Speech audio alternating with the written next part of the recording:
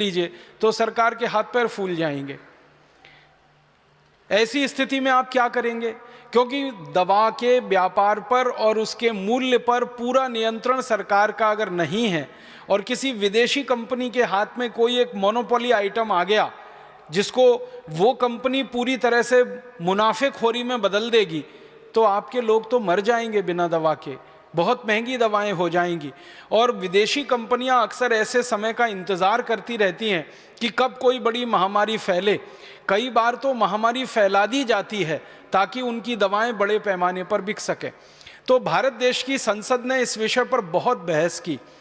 श्रीमती गांधी जब देश की प्रधानमंत्री बनी तो उनका पहला लक्ष्य ये था कि गरीब लोगों को सस्ती दवाएं, जीवन रक्षक दवाएं, आवश्यक दवाएं कम से कम कीमत पर उपलब्ध होनी चाहिए।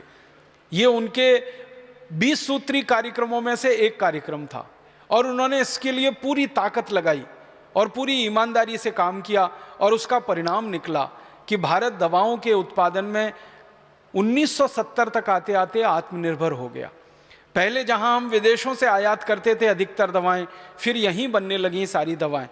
बाद में क्या हुआ, 1990-91 से हमारे देश की सरकार ने नीति में बदलाव किया और ऐसा बदलाव कर दिया कि विदेशी कंपनियां ज़्यादा से ज़्यादा व्यापार कर सकें, बाहर से आ सकें, और दवा के क्षेत्र को भी विदेशी कंपनियों के लिए बड़े पैमाने पर खोल दिया गया। नतीजा ऐसा खराब निकला कि भारत के बाज़ार में दवाओं की बाढ़ आ गई। जैसे जैसे कंपनियां बढ़ीं वैसे वैसे दवाएं बढ़ीं। पहले विदेशी कंपनियां बहुत नियंत्रित थीं, फिर उन पर नियंत्रण खत्म हुआ, अंधाधुंध विदेशी कंपनियां बाजार में आईं और उन्होंने बाजार में ऐसी ऐसी दवाएं लाके डालना शुरू किया जिनकी कोई ज़रूरत नहीं दूर दूर तक, जो बेकार की हैं, गैर जरूरी हैं, जिनको आप इरेशनल कह सकते हैं, इरेलीवेंट कह सकते हैं। ऐसी दवाओं का पूरा बाजार भर गया। अभी भारत सरकार के आंकड़ों के अनुसार मैं आपसे बात कर रहा हूं, हमारे देश की सरकार का ये कहना है कि बाजार में 84,000 फॉर्मुलेशंस हैं जो बिक रहे हैं और हाथी कमेटी की रिपोर्ट के अनुसार मात्र 117 दवाएं हैं जो बहुत ज़रूरी हैं और आवश्यक हैं जीवन को बचाने के लिए।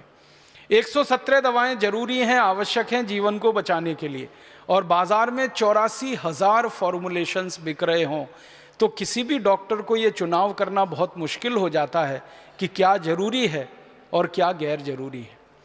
हाथी कमीशन की रिपोर्ट में वर्ल्ड हेल्थ ऑर्गेनाइजेशन ने एक संशोधन किया। WHO के विशेषज्ञों की एक टीम भारत आई थी और भारत सरकार के साथ उनका लंबा वार्तालाप हुआ।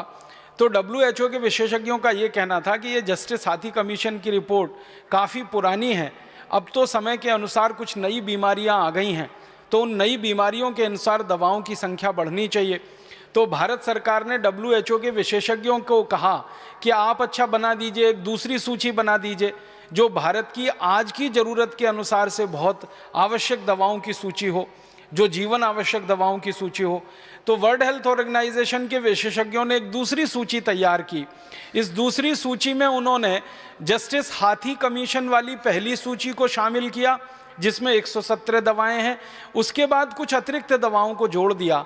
तो अब भारत देश में जीवन आवश्यक दवाओं की सूची बढ़कर 450 हो गई है। माने भारत की बीमारियों के लिए, भारत के मरीजों के लिए, भारत की आबोहवा और जलवायु को ध्यान में रखते हुए कुल दवाओं की जो ज़रूरत है हमें वो 450 मात्र हैं।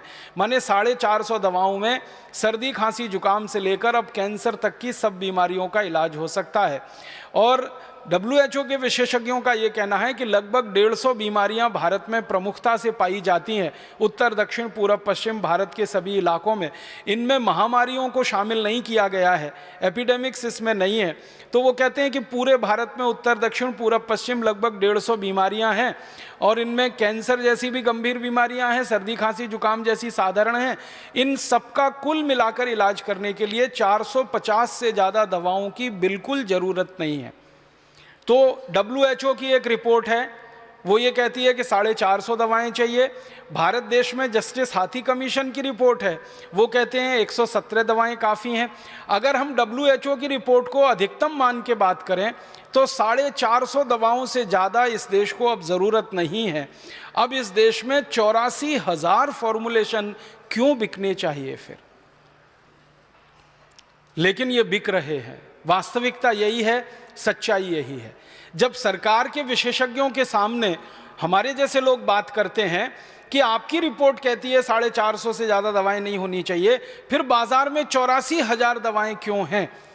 तो ज़्यादातर सरकारी अधिकारी और विशेषज्ञ दबे जुबान में एक बात कहते हैं कि देखिए, भारत में कुछ भी हो सकता है।